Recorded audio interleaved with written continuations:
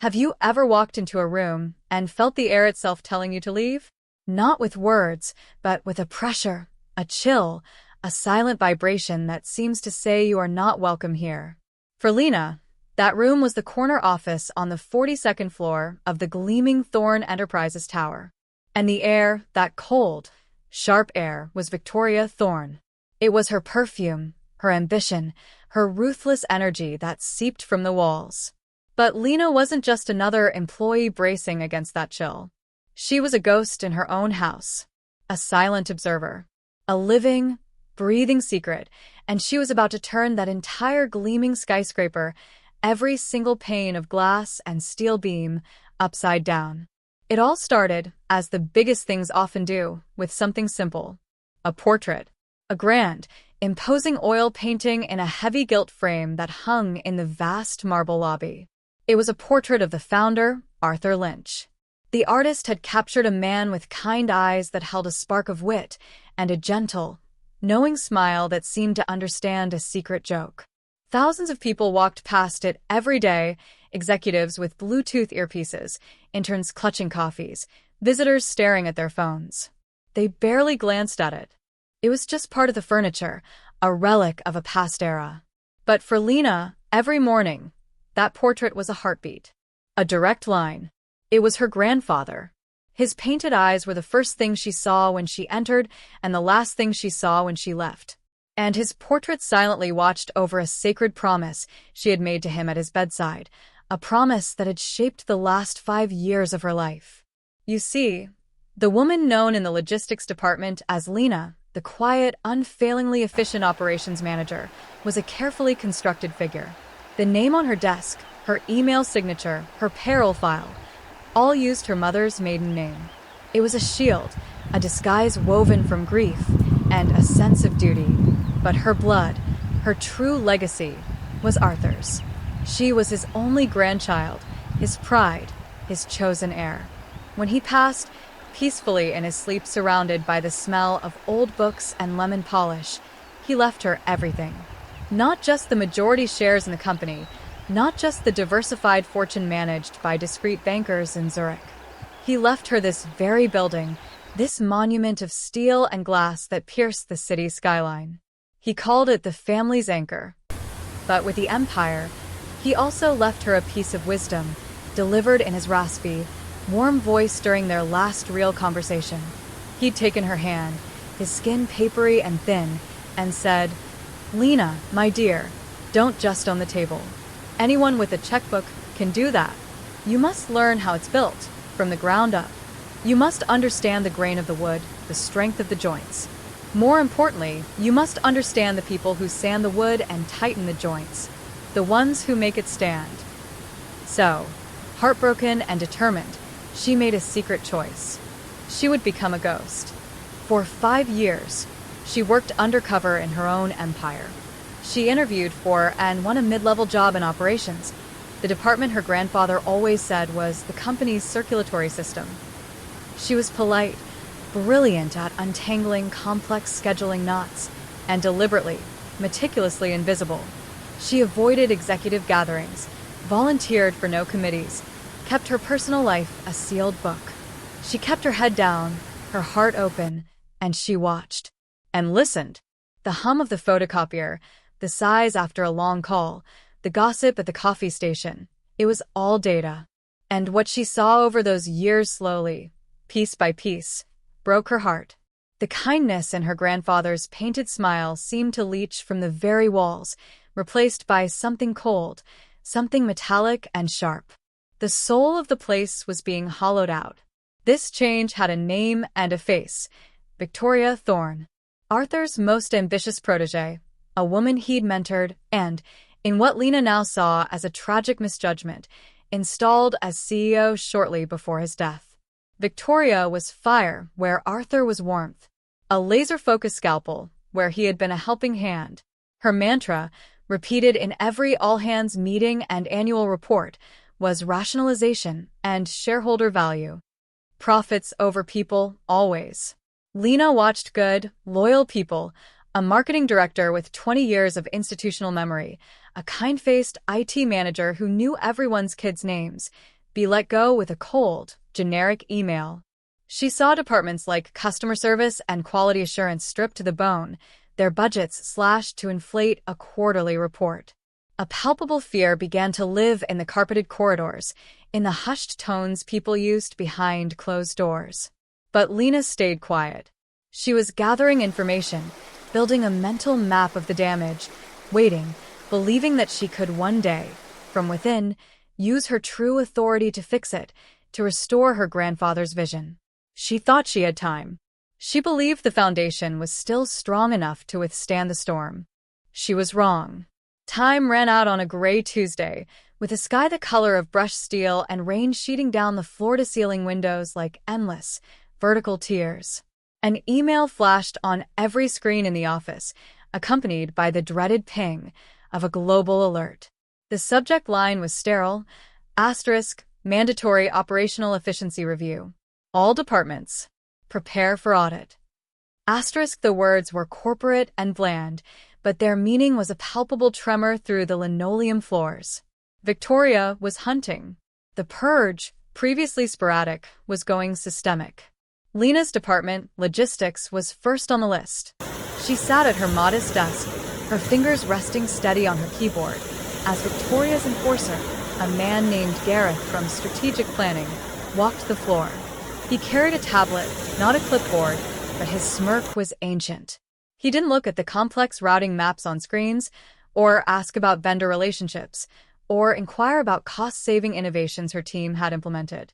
His eyes scanned nameplates, then flicked to his tablet, cross-referencing salaries, ages, tenure.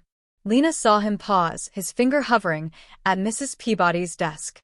Agatha Peabody, a woman who had been with the company for 31 years, who knew every shipping lane, every customs official's quirks, every alternative route for when a port shut down. She was a living, breathing encyclopedia. Gareth tapped his screen. He made a note. Lena's blood, which had been flowing cold, seemed to freeze solid. This wasn't about efficiency. This was a calculated purge of memory, of loyalty, of cost.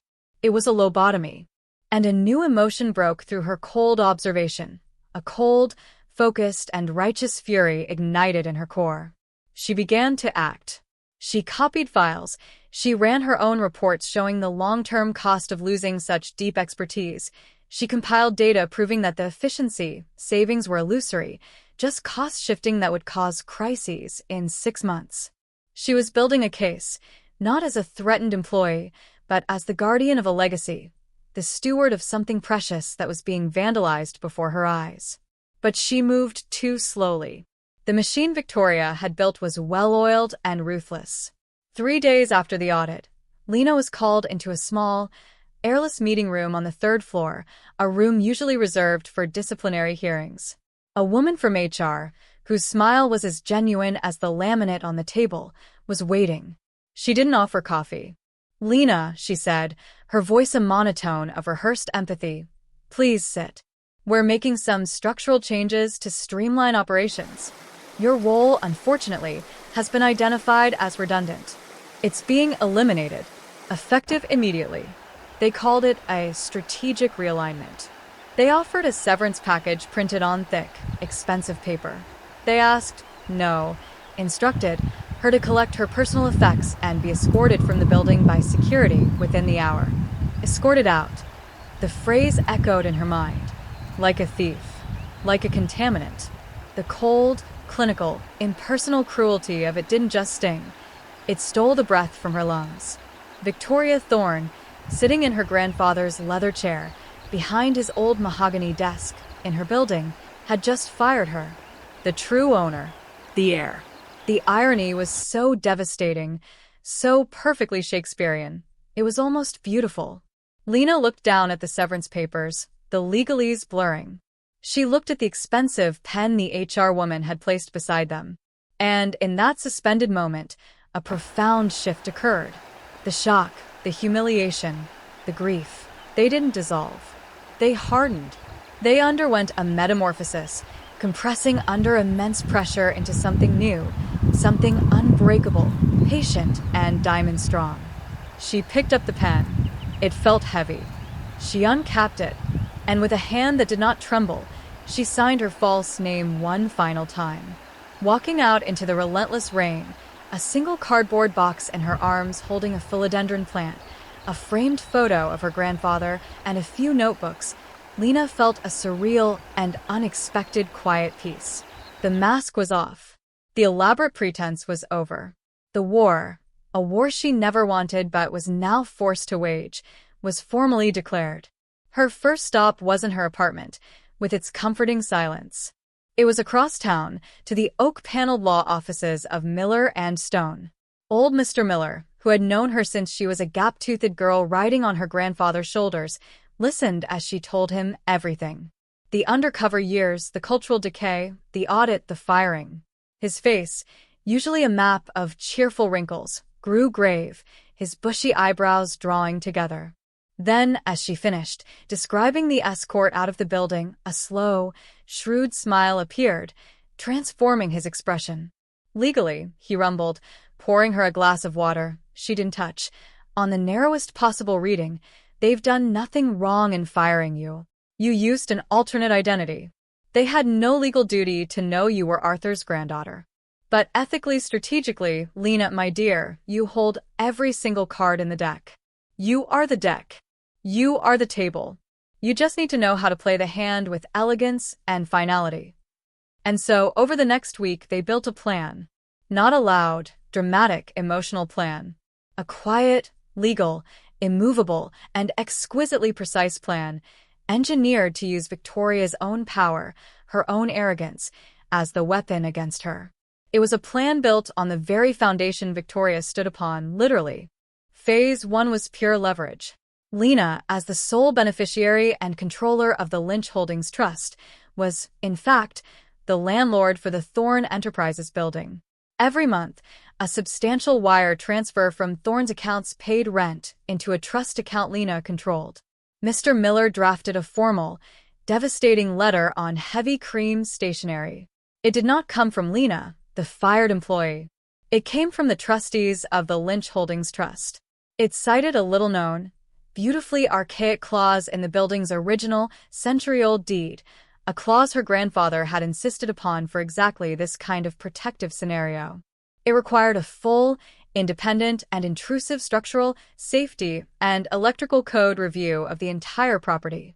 The letter stated that to facilitate this comprehensive examination, which would require significant portions of the building to be vacated and inaccessible for weeks, the current tenancy agreement was being terminated with the full, legally required 6 months' notice provided. Victoria Thorne would have to vacate the flagship headquarters of the company she had renamed after herself. Phase 2 was the financial and reputational squeeze. Using her ownership shares, which she had always left voting in a blind trust managed by Miller and Stone, Lena instructed Mr. Miller to call an emergency, closed-door meeting of the board of directors. A meeting Victoria, as CEO, would be required to attend and report to. Lena would not be there. Not yet. Her presence would be a shadow, a looming specter. But her proxy, Mr. Miller, would be. And on the formal agenda, right after approval of minutes, was a single, stark item, comprehensive review of CEO's operational efficiency initiatives and their long-term viability and impact on corporate health and morale. Phase 3 was the revelation. The grand, final move. Lena would wait. She would exercise the patience she had honed over 5 years. She would let Victoria receive the shocking eviction notice. Let her panic, let her rally her lawyers, let her waste her energy and political capital fighting a faceless legal entity. Let her walk into that boardroom, arrogant and defiant, believing she could charm or bully her way through a review of her own policies. Only then, when Victoria was balanced on the very peak of her power, feeling most secure, most in control, would Lena step from the shadows and pull the world out from under her feet. The day of the reckoning arrived, crisp and sunny, a cruel contrast to the gray Tuesday of the firing. In the lavish, silent boardroom on the top floor, Victoria Thorne sat at the head of the vast smoked glass table, fuming. The eviction notice from her faceless, predatory landlord was an unfathomable obstacle, a personal insult. She was already drafting arguments, preparing to throw the company's legal weight at it, to tie it up in courts for years. She barely glanced at the other agenda item, her review.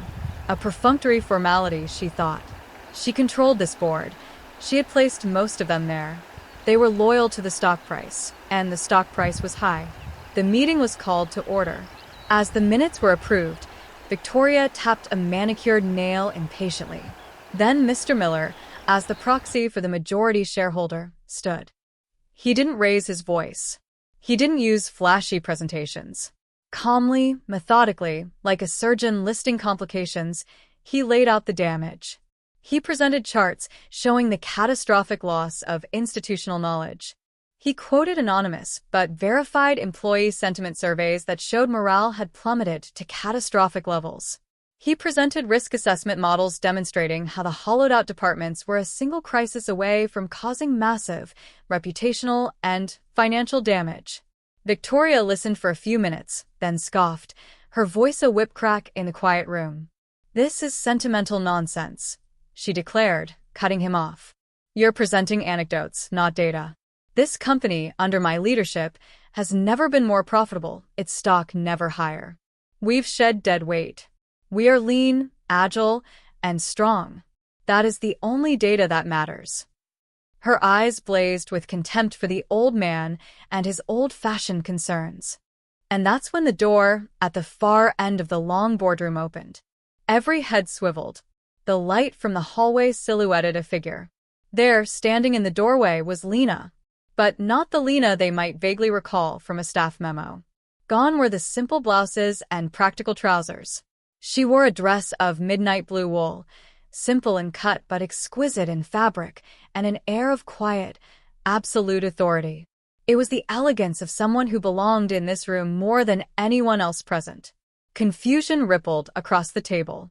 Murmurs. Who was this? Victoria's face twisted in pure, unadulterated irritation at the interruption. "You?" she spat, the word a venomous dart loaded with disbelief and disdain. "What is the meaning of this?" "Security.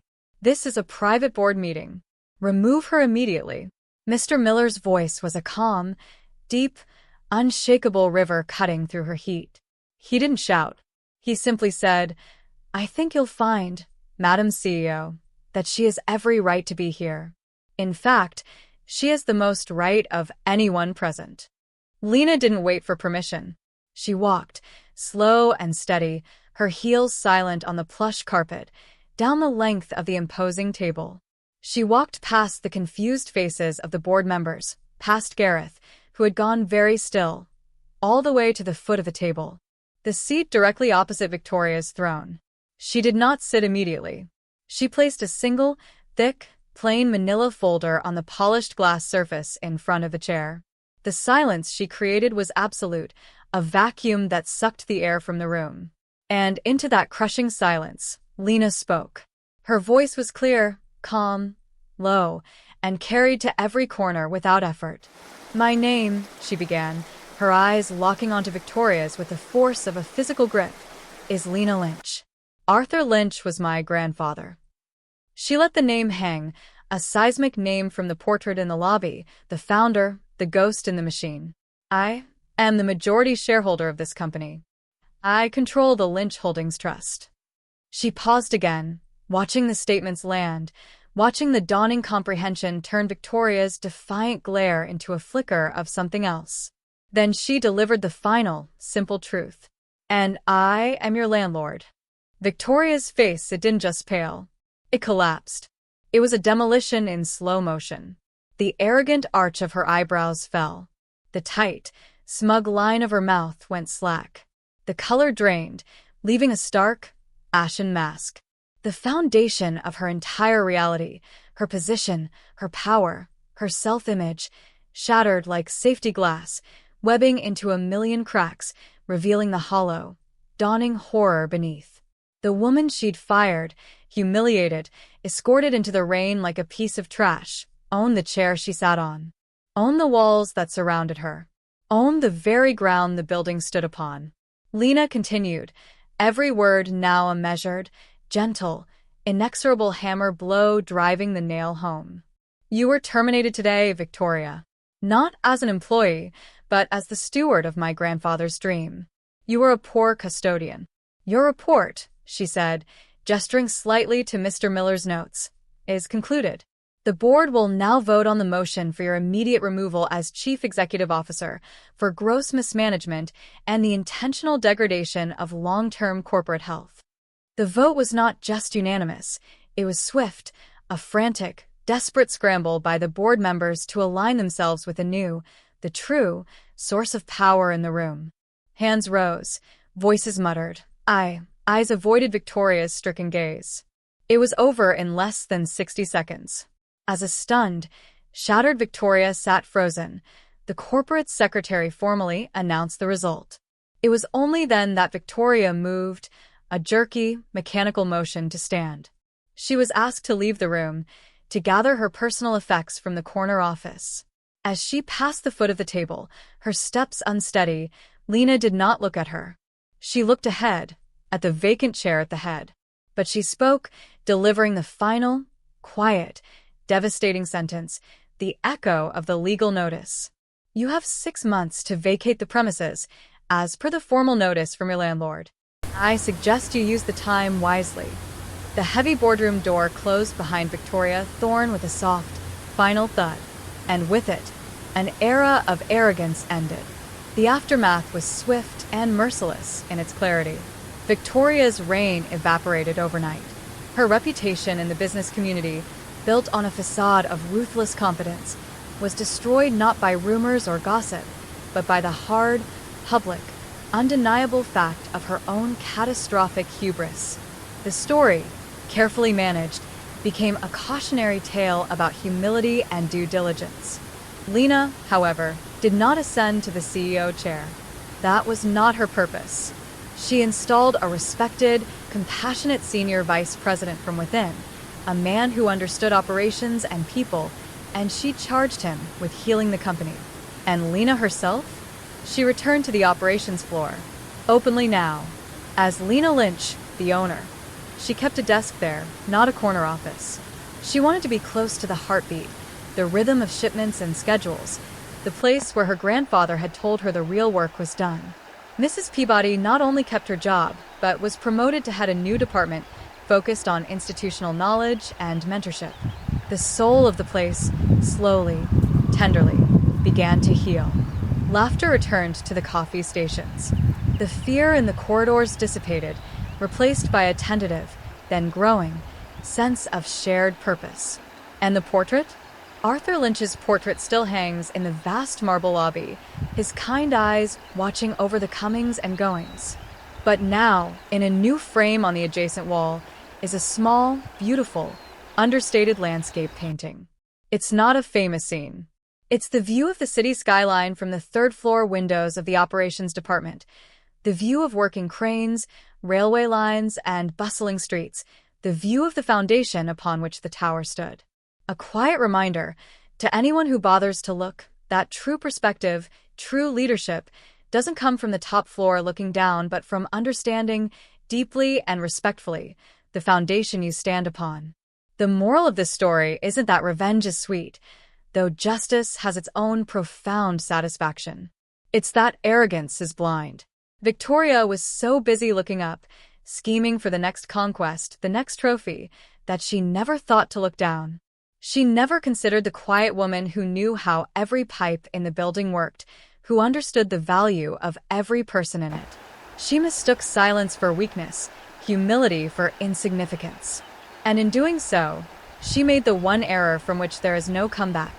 She fired the one person who held, quite literally, the keys to her entire world.